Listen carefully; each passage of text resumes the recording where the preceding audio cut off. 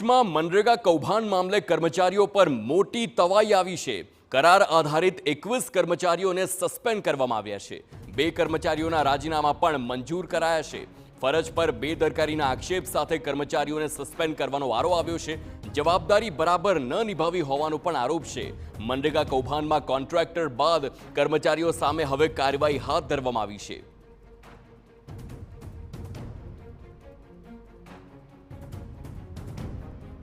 તો ચકચારી મનરેગા કૌભાંડમાં વધુ 3ની ધરપકડ પણ થઈ છે। જલારામ અને મુરલીધર એજન્સીના પ્રોપરાઇટર અને વચેટિયાની ધરપકડ થઈ છે। પિયુષ ઉકાળી અને જોદાસ સભાડની ધરપકડ કરાઈ છે। ગીર સોમનાથના જ શર્મન સોલંકીની પણ પોલીસે ધરપકડ કરી છે। બંને એજન્સીઓ હીરા જોટવા સાથે જ સંકળાયેલા હોવાનું બહાર આવ્યું છે। મનરેગા કૌભાંડમાં અત્યાર સુધી કુલ 6 લોકોની ધરપકડ કરી લેવામાં આવી છે અને હવે એ તમામ કર્મચારીઓ પર પણ તવાઈ બોલાવવામાં આવી રહી છે। સંવાદદાતા અંકિત મોદી ફોનલાઈન પર છે। અંકિત, મનરેગા કૌભાંડનો આખો વિવાદ અને હવે સસ્પેન્ડ કરવાની પણ આખી જે કાર્યવાહી છે તે કરવામાં આવી છે। રાજીનામા પણ મંજૂર કરવામાં આવ્યા છે। શું છે વધુ વિગતો?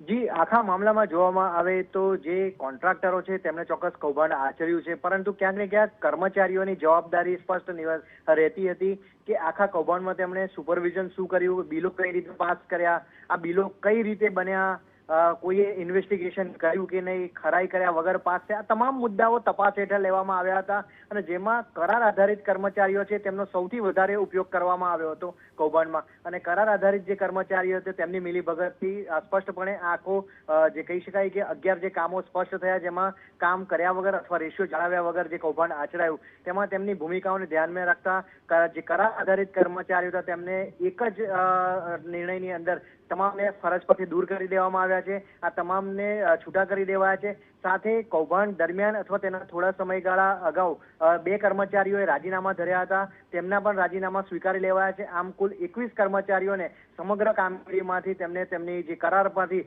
રદ કરી અને તરત તાત્કાલિક અસરથી છૂટા કરી દેવાયા છે। જી અંકિત, જે આખો કૌભાંડનું કદ છે તે શું હજુ પણ મોટું થાય તેવી શક્યતા, શું હજુ પણ અલગ અલગ જે કર્મચારીઓ હોય તેમની સંડોવણીની તપાસ ચાલી રહી છે? કારણ કે ન માત્ર 21ની વાત હોય પરંતુ શક્યતા એવી પણ સેવાઈ રહી છે કે જે અલગ અલગ કર્મચારીઓ છે તેમની પણ સંડોવણી હોય ને હવે તેમના વિરુદ્ધ પર શું કાર્યવાહી થઈ શકે છે? માત્ર કર્મચારીઓ નહીં પરંતુ મોટા અધિકારીઓ પણ પોલીસ તંત્રની તપાસના સાંસામાં આવી શકે છે। સૂત્રો તરફથી જાણવા મળી રહ્યું છે કે જે અધિકારીઓએ બિલ પાસ કર્યા છે તેમણે પણ કોઈ પણ પ્રકારની સુપરવિઝનની, સ્થળ ચકાસણીની અથવા તો તેમણે કોઈ રેન્ડમલી પણ કોઈ તપાસ કરાવવાની કોઈ કાર્યવાહી કરી હતી કે નહીં। માત્ર ઓફિસમાં બેઠા બેઠા જો આ તમામ બિલો એપ્રુવ થઈ ગયા હોય તો તે પણ ચોક્કસ ક્યાંક ને ક્યાંક કૌભાંડમાં સાથ સહકારની વાતને નકારી શકાતી નથી, જેના કારણે પોલીસ તંત્રએ કેટલાક ચોક્કસ અધિકારીઓની પણ માહિતી મેળવવાનું શરૂ કર્યું હોવાની વિગતો મળી રહી છે। જે કર્મચારીઓ છે તેમની હિંમત અધિકારીઓના પીઠબળ વગર ખુલી શકે નહીં તેવું સ્પષ્ટ તપાસ અધિકારીઓનું ને એસઆઈટીનું માનવું છે। આ તમામ પાસાઓ સાથે હવે કર્મચારીઓ અને ત્યારબાદ એક સ્ટેજ ઉપર અધિકારીઓ પણ જો ટૂંક સમયમાં ધરપકડ કરાય તો નવાઈ નહીં। જી બિલકુલ, આભાર અંકિત સમગ્ર માહિતી બદલ। તો હવે જે આખો સસ્પેન્ડ કરવાનો દોર છે તે હવે શરૂઆત થઈ છે। અલગ અલગ કર્મચારીઓને સસ્પેન્ડ કરવામાં આવી રહ્યા છે। ભરૂચ મનરેગા કૌભાંડના તાર હવે ગીર સોમનાથ સુધી પહોંચ્યા છે। કોંગ્રેસના નેતા હીરા જોટવાની ધરપકડ બાદ તેમના પુત્ર દિગ્વિજય જોટવાની પણ ધરપકડ કરવામાં આવી। આ ઉપરાંત હાંસોડ તાલુકા પંચાયતમાં ઓપરેટર તરીકે ફરજ બજાવતા રાજેશ ટેલરની પણ ધરપકડ કરવામાં આવી છે। બંનેને કોર્ટમાં રજૂ કરાતા કોર્ટે બંનેના 6 દિવસના રિમાન્ડ મંજૂર કર્યા। ભરૂચ જિલ્લાના 3 તાલુકાના 57 ગામના મનરેગા યોજનામાં 7 કરોડના કૌભાંડ અને 7 કરોડના ભ્રષ્ટાચાર મામલે એસઆઈટીની તપાસની ગીર સોમનાથના વેરાવળની 2 એજન્સીના જલારામ એન્ટરપ્રાઇઝ અને મુરલીધર એન્ટરપ્રાઇઝ એજન્સીના નામ ખુલ્યા હતા। એજન્સીઓએ ઓછું મટીરિયલ સપ્લાય કરી વધારે મટીરિયલ બતાવી કૌભાંડ કર્યું હતું અને ત્યારબાદ એસઆઈટીની તપાસમાં હીરા જોટવાનું નામ ખુલ્યું હતું। તો પોલીસની તપાસમાં સામે આવ્યું છે કે ભરૂચમાં મનરેગા એજન્સીની કામ કરતી આ 2 એજન્સીના માલિકના નામ કાગળ પર અલગ હતા, પરંતુ કૌભાંડના બધા રૂપિયા હીરા જોટવા અને તેમના સંબંધીના ખાતામાં ટ્રાન્સફર થયા છે। હીરા જોટવાએ અન્યના નામે એજન્સી ખોલી કૌભાંડ આચર્યું હોવાનું પોલીસની તપાસમાં ખુલ્યું છે। સાથે જ આઉટસોર્સથી કામ કરતા કર્મચારીઓની સંડોવણી પણ સામે આવી છે। મટીરિયલ સપ્લાય કર્યા વગર ખોટા જોબ કાર્ડ બનાવી સરકારી રૂપિયા મેળવ્યા હોવાનું પણ બહાર આવ્યું છે।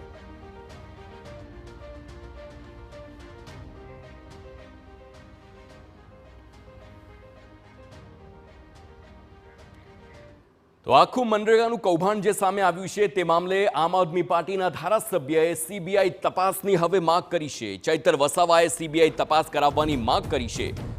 કૌભાંડથી એકઠા કરાયેલા પૈસા હવાલાથી લંડન મોકલ્યાનો આરોપ છે. કૌભાંડીઓએ લંડનની કંપનીમાં ખૂબ મોટું રોકાણ કર્યું હોવાનો પણ દાવો કરવામાં આવ્યો. હીરા જૂટવાની લંડન નાસી જવાની યોજના હતી તેમ ચૈતર વસાવાના આક્ષેપ છે. તો આ સમગ્ર મામલે આપના ધારાસભ્ય ચૈતર વસાવા પણ મેદાને આવ્યા. ચૈતર વસાવાએ કોંગ્રેસ અને ભાજપ બંને પર નિશાન સાધતા આક્ષેપ કર્યા. ભાજપ કોંગ્રેસ સાથે મળીને આ કૌભાંડ આચર્યું છે. સાથે જ ભરૂચ, નર્મદા, દાહોદ, પંચમહાલ અને છોટાઉદેપુર જિલ્લામાં 2500 કરોડનું કૌભાંડ આચર્યું હોવાનો આક્ષેપ કર્યો છે. હવે આ મામલે તેઓ સીબીઆઈ તપાસની માંગ કરી રહ્યા છે. તેમનો આરોપ છે કે કૌભાંડથી એકઠા કરાયેલા પૈસા હવાલાથી લંડન મોકલાયા છે. કૌભાંડીઓએ લંડનની કંપનીમાં ખૂબ જ મોટું રોકાણ કર્યું હોવાનો પણ ચૈતર વસાવાનો આરોપ છે. તેમનો એવો પણ આરોપ છે કે હીરા જોટવાની કૌભાંડથી કરોડો રૂપિયા ભેગા કરી લંડન નાસી જવાની યોજના હતી. બીજા જેટલા પણ મોટા નાણાં હતા એ હીરાભાઈ જોટવા, એમના પુત્ર દિગ્વિજય જોટવા, અભય જોટવા જ્યારે લંડનમાં ભણીએ છે એમ કરીને ત્યાં રહેતા હતા, તમામ નાણાં અહીંથી વિદેશમાં એમણે હવાલાના પેટે મોકલાવેલા છે. અને વિદેશમાં એક કંપનીમાં એમણે ખૂબ મોટું રોકાણ કર્યું છે. એમને ખબર હતી આજે નહીં તો કાલે કૌભાંડ કદાચ બહાર નીકળે તો આપણે વિદેશમાં જઈને પણ સેફ થઈ જઈશું. ત્યારે મારે સરકારશ્રીને વિનંતી છે, તમે આમાં સીબીઆઈ, ઈડી અને જીએસટી વિભાગને પણ જોડો. માત્ર એસઆઈટી બનાવીને તપાસ ચાલવા દેવાશે નહીં, કેમ કે જો સઘન તપાસ થાય તો અહીંના કેટલાક સાંસદો, મંત્રીઓ અને કેટલાક કોંગ્રેસના દિગ્ગજ નેતાઓ પણ આમાં બહાર આવે એવા છે.